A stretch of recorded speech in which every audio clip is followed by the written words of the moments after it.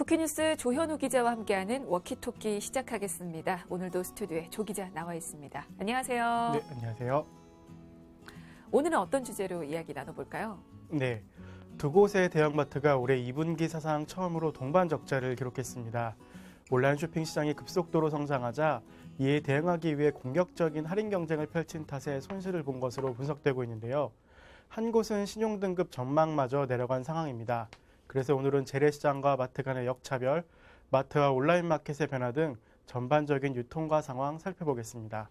네, 유통가가 하루가 다르게 변화하고 있습니다. 특히 수십 년 동안 국내 유통기업을 주도해온 이 대형 마트가 올 2분기 나란히 적자를 기록하면서 침체기에 접어들었음을 증명했는데요. 사실상 이제는 마트에서 장 보는 시대가 저물었다고 볼 수가 있을까요? 대형 마트들 적자까지 기록한 상황이라고 하는데 좀 자세히 들여다볼까요? 네, 먼저 한 곳의 경우 전체적으로 볼 때 올해 2분기 연결 재무제표 기준 영업이익이 915억 원으로 작년 동기보다 5.7% 증가한 것으로 나타났습니다. 매출은 4조 4,565억 원으로 1.0% 늘고 당기순이익은 769억 원으로 흑자 전환했는데요. 별도 기준 실적은 부진했습니다. 매출의 경우 2조 3,893억 원으로 전년 동기 대비 4% 감소했고 영업 손실은 104억 원으로 적자 전환했습니다. 전체적으로는 증가를 했는데 지금 당기순이익 그리고 별도 기준으로 지금 실적을 보면 감소를 했습니다. 특히 백화점이 아니고 지금 감소한 곳이 대형마트인 거죠? 네, 그렇습니다. 백화점은 영업이익이 740억 원으로 전년 동기보다 30.4% 증가했지만 마트가 적자를 보면서 전체 실적을 끌어내렸습니다. 해당 대형마트의 경우는 적자 폭이 어느 정도나 됩니까?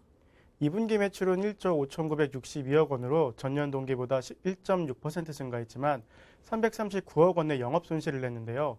부동산세와 지급수수료 등 판매관리비 증가로 273억 원의 영업 손실을 냈던 작년 동기보다 적자 폭이 커졌습니다. 상황이 꽤 좋지 않은 것 같은데요. 다른 대형마트는 어떤지 또 역시나 상황 볼까요? 네, 다른 곳 역시 올해 2분기 연결 영업 손실 299억 원을 기록했다고 공시했습니다. 전년 동기 대비 적자 전환한 셈인데요. 매출은 4조 5,810억 원으로 14.8% 늘고 당기 순손실은 266억 원으로 적자 전환했습니다. 네, 다른 대형마트 상황도 지금 마찬가지인 것 같은데요. 이렇게까지 상황이 나빴던 적이 있었습니까? 이 대형마트가 영업 적자를 기록한 것은 2011년 그룹에서 법인이 분리된 이후 처음입니다. 특히 300억 원에 가까운 영업 적자는 2분기 영업 적자 규모를 47억 원에서 105억 원 수준으로 예상했던 증권가의 전망치를 훨씬 뛰어넘는 수치입니다. 네, 사실 유통가에서는 이 2분기를 비수기로 좀 보고 있긴 한데요. 하지만 그 부분을 감안을 하더라도 상황이 너무나 좋지가 않고요. 그리고 이 실적 때문인지 해당 대형마트에 대한 신용등급 전망도 내렸다고 하더라고요. 네, 한 국제신용평가사는 해당 마트의 기업 신용등급 전망을 안정적에서 부정적으로 조정했습니다. 올해 2분기 영업실적이 부진하고 대형마트 경쟁이 심화되는 가운데 향후 1, 2년간 수익성이 매우 낮은 수준에 머무를 가능성이 확대됐음을 고려했다. 이렇게 설명했습니다. 그게 국제신용평가사의 평가만 그런 겁니까? 아니면 국내에서도 좀 비슷한 평가들이 좀 나오고 있습니까? 국내 평가사에서도 등급 전망을 안정적에서 부정적으로 변경했습니다.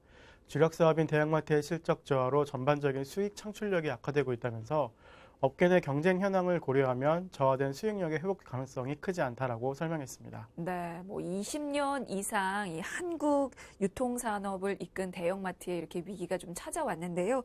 자, 유통공룡들에게 위기가 찾아온 이유도 살펴봐야죠. 이 대형마트들의 실적 부진, 원인을 어떻게 볼 수가 있을까요? 크게 두 가지로 볼 수 있습니다. 하나는 온라인 쇼핑 시장의 성장, 또 하나는 종합부동산세 등가 등의 영향으로 풀이되고 있는데요. 일단 온라인으로 이동한 고객이 많아지는 등 소비 패턴의 변화가 생겼고요.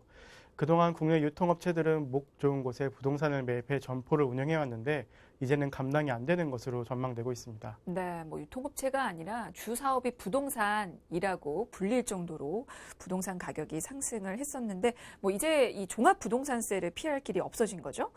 자, 그럼 먼저 온라인 쇼핑 시장 성장에 대한 부분부터 보겠습니다. 일단은 온라인으로 쇼핑을 즐기는 사람들이 늘어나면서 시장 점유율에서 좀 밀려난 거겠죠? 네, 사람들이 마트에 가지 않고 온라인에서 물건을 사기 때문에 어려워졌다고 볼 수 있습니다. 또 거기에는 유통업계에 씌워진 규제와 역차별 이야기를 하지 않을 수 없는데요. 출점을 어렵게 하는 협약, 월 2회 매장의 문을 닫아야 하는 의무휴업, 밤 12시부터 오전 10시까지는 영업을 하지 못하는 영업시간 제한 등으로 인해 제약이 많았던 대형마트들이 주춤하고 있는 상황입니다. 이 사이 이커머스 기업들이 점유율에서 우위를 선점한 겁니다. 네. 이상하게도 이 유통업계에만 규제가 몰려 있다라는 지적도 있었는데요. 그 부분도 좀 살펴보도록 하겠습니다. 일단은 영업시간 규제가 대표적인 역차별 조항으로 꼽히고 있죠. 네, 최근 떠오르고 있는 새벽 배송만 봐도 그렇습니다. 2012년 시행된 유통산업발전법에 따르면 대기업 유통회사 매장은 밤 12시부터 오전 10시까지 문을 닫아야 합니다. 그래서 야간 업무를 해야 하는 새벽 배송 기지로는 매장을 사용할 수 없는 것입니다. 네. 그리고 의무 휴업도 억울해들 하고 계시는데요. 선택이 아니라 이게 의무적으로 꼭 휴업을 해야 하는 일이 정해진 거잖아요. 네, 그렇습니다. 대기업 계열의 마트와 슈퍼는 월 2회 문을 닫아야 합니다.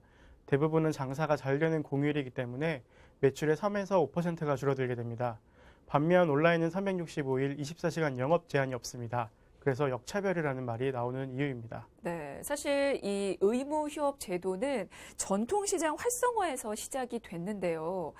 결과는 어떻습니까? 이게 진짜 재래시장에 도움이 좀 됐습니까? 마트와 슈퍼 가시면 시장에서 물건을 살 것이라는 예상과는 다르게 규제 시행 이후 시장이 활성화됐다는 증거는 나오지 않았습니다. 오히려 소비자들이 온라인으로 장을 보면서 이커머스 업계만 덕을 봤다는 이야기가 나오고 있습니다. 네, 그래서 이제 몇 년째 의무휴업제도 시행 효과에 대한 의견이 좀 분분한데요. 대형마트 부진 뒤에는 출점 규제에 대한 부분도 있습니다. 지금 뭐 출점 포기 사례도 계속해서 좀 볼 수 있죠. 네, 먼저 한 업체는 2013년 서울 상암동에 쇼핑몰 부지를 매입했습니다. 하지만 그 땅은 지금도 공터인데요. 이유는 인근 망원시장 상인들이 반발했기 때문입니다. 대기업이 새로 매장을 내려면 인근 시장 상인들과 반드시 상생 협약을 해야 하고 합의가 이루어지지 않으면 지방단체에서 허가를 내주지 않는데요. 서울시가 쇼핑몰 건립을 승인하지 않으면서 해당 기업은 서울시를 상대로 소송까지 했지만 소용이 없었습니다. 또 다른 기업 역시 2017년 경기 부천에 백화점을 지으려고 땅을 구입했지만 인근 시장 상인들의 반발로 계획을 접은 적이 있습니다. 그래서 최근 2년 사이에 백화점은 한 곳도 새로 문을 열지 못했습니다. 네, 뭐 영업시간 규제 및 의무 휴업 제도, 거기다가 신규 출점 규제까지 참 대형마트를 어렵게 하는 규제들이 좀 많은데요. 물류센터 관련해서도 문제가 있다고요? 네, 물류센터에도 보이지 않는 규제와 역차별이 있습니다. 한 대형마트는 온라인 시장 공략을 위해 지난해 온라인 센터 건립을 추진했고 경기 하남에 땅까지 샀지만 이 계획은 지금까지 실행되지 못하고 있습니다. 인근 지역 주민이 대형 트럭이 다니며 위험하고 교통체증이 발생한다며 반대한 데다가 정치권에서 이슈가 되자 해당 마트는 물류센터 건립을 결국 포기했습니다. 네, 뭐 매장뿐만 아니고 이렇게 물류센터도 건립 자체가 어려운 상황입니다. 자, 그리고 보이지 않는 또 다른 규제가 환경 규제가 또 꼽히고 있는데요. 일회용 비닐팩 등을 사용하지 못하게 한 탓인 거죠? 네, 유통기업들은 환경부와 협약을 맺고 올 들어 마트와 슈퍼 등에서 비닐팩을 주지 않고 있는데요. 이를 불편하게 여기는 소비자들이 많아 매장 영업에 악영향을 주고 있다는 분석도 나오고 있습니다. 네, 뭐 지금까지 살펴본 것처럼 대형마트가 여러 가지 이유로 위기를 겪고 있는데요. 상황이 이렇게 안 좋아졌으니 유통 대기업들의 어떤 고용 약속도 지킬 수 없게 돼버렸을 것 같습니다. 유통기업들이 분명 일자리 창출을 약속을 했었잖아요. 네, 2017년 5월 정영진 부회장은 경기 고양시 킨텍스에서 열린 채용 박람회에서 매년 1만 명을 추가 고용하겠다, 양질의 일자리를 많이 만들겠다라고 약속했습니다. 비슷한 시기에 신동빈 회장도 5년간 7만 명의 일자리를 창출하겠다고 밝혔는데요. 실제로 세 곳의 백화점은 2006년부터 2016년까지 30대 기업 중 고용을 가장 많이 늘린 10위 안에 모두 포함되어 있었습니다. 그래서 유통산업은 고용을 낳는 거위라는 말이 나오기도 했었습니다. 네, 뭐 몇 년 전까지만 해도 이렇게 일자리 창출을 약속을 했지만 사실 지금 상황이 좋지 않다 보니까 그 약속을 지킬 수가 없게 돼버린 거죠. 네, 규제와 역차별이 실적 악화로 이어지자 일자리 창출은 중단되고 있습니다. 한 대형마트의 경우 6월 말 기준 직원은 25,850명으로 3년 전보다 13%가량 줄었고요. S백화점도 같은 기간 3,524명에서 2,756명으로 감소했습니다. 또 다른 것도 상황은 마찬가지인데요. L백화점은 많을 때는 수백 명이 뽑던 신입 사원 수를 수십 명으로 줄였습니다. 네, 뭐 악순환이 계속되는 것 같습니다. 유통업계들이 어려운 상황에 빠지자 이제 일자리 고용 약속을 지키지 못하고 있는 건데, 자, 이렇게 위기 속에서도 유통업계가 내어놓은 대책도 있습니다. 어떤 방법으로 해답을 좀 찾고 있을까요? 네, 크게 볼 때 하나는 고객을 다시 불러올 집객 전략, 또 하나는 최대 자산인 유통 매장을 활용하는 방법입니다. 먼저 마트는 킬러 상품을 키우기 위해 대량 매입과 원가 구조 혁신을 통한 초저가 상품을 돌파구로 삼았고요. 또 다른 마트도 경쟁력을 갖춘 PB 브랜드 10개만 남기고 시그니처 상품을 키운다는 계획을 내세우고 있습니다. 네, 고객들을 불러들이기 위한 어떤 가격 경쟁력을 키우는 것도 중요하지만 발길을 끄는 뭔가 어떤 특별한 게 또 있어야 되지 않을까요? 네, 그렇습니다. 그래서 고객의 체류 시간을 극대화하기 위해 체험형 콘텐츠를 확충하고 있습니다. 성장성 있는 전문점 강화와 점포 운영을 현장 판단에 맡기는 자율형 점포를 확대할 예정인데요. 집객 효과가 물건을 팔기 위한 자구책이었다면 매장 활용은 유통업체의 최대 자산을 굴려 돈을 불리기 위한 것으로 볼 수 있습니다. 네. 자, 그리고 유통업계가 위기에서 벗어날 대책 또 하나가 최대 자산인 유통 매장 활용하기를 또 꺼내놨습니다. 그동안 뭐 국내 유통업체들이 목 좋은 곳에 있는 부동산을 매입해서 점포를 운영을 해왔는데 부동산 값 상승세가 꺾이고 또 영업 이익마저 이렇게 적자로 돌아서자 매장 매각이라는 카드를 꺼내기도 했어요. 그렇습니다. 가지고 있어봤자 보유세만 늘어나니 매각을 통해 부채를 갚고 신사업에 투자하는 것이 효율적이기 때문입니다. 또 수입 극대화를 위해 매장의 자투리 공간도 활용하고 있는데요. 개인 창고 서비스와 주차장을 공유경제 플랫폼으로 활용하고 있는 방법 등이 대표적입니다. 네, 뭐 벼랑 끝에 몰린 유통업체가 이렇게 쇼핑에 재미를 주는 한편, 핵심 상품에만 집중해서 고객을 불러 모으고 또 유통 매장을 활용해서 수익성까지 모두 잡겠다면서 생존 전략을 좀 내세우고 있는데요. 자, 이제는 다른 업계 상황도 좀 살펴보도록 하겠습니다. 대형마트가 적자를 기록했는데 반면에 편의점 업체는 2분기 실적이 좋았다고요? 네, 그렇습니다. 먼저 한 곳은 올해 2분기 연결 기준 영업이익 770억 원을 기록했는데요. 이는 지난해 같은 기간에 비해 38.1% 증가한 것으로 같은 기간 매출은 전년 동기 대비 4.9% 증가한 2조 3,077억 원으로 집계됐습니다. 단기순이익도 19.6% 늘어난 548억 원이었습니다. 네, 2분기 실적이 개선된 이유를 편의점에서 좀 찾을 수 있을까요? 네, 주요 사업 부문인 편의점의 성과가 좋았기 때문으로 보고 있습니다. 실제로 해당 업체의 편의점 사업 영업이익은 전년 동기 대비 33.1% 증가한 868억 원으로 기록됐는데요. 편의점 점포가 늘어났고 즉석식품과 음료 매출이 증가하면서 전체 매출을 끌어올린 것으로 보고 있습니다. 다른 곳 상황은 어떻습니까? 비슷합니까? 네, 다른 곳 역시 2분기 연결 기준 영업이익이 610억 원으로 전년 동기 대비 8.2% 증가했습니다.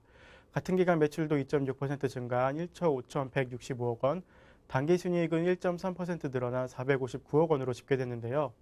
점포수 증가에 따른 판관 비율 상승에도 불구하고 평균 상품 이익률 신장으로 영업이익이 증가했다 이렇게 밝혔습니다. 네, 알겠습니다. 요즘에는 누가 직접 마트에 가서 장을 보냐고 얘기할 정도로 온라인 쇼핑을 많이들 소비자들이 즐기시는데요. 이것 때문에 유통가에서 대응책을 마련하면서 위기에서 벗어나려는 모습을 보이고 있습니다. 과연 위기를 기회 삼아서 여기서 더 성장할 수 있을지 지켜봐야 될 것 같습니다. 자, 워키토키 오늘은 여기서 마무리 짓겠습니다. 지금까지 쿠키뉴스 조현우 기자였습니다. 고맙습니다. 감사합니다.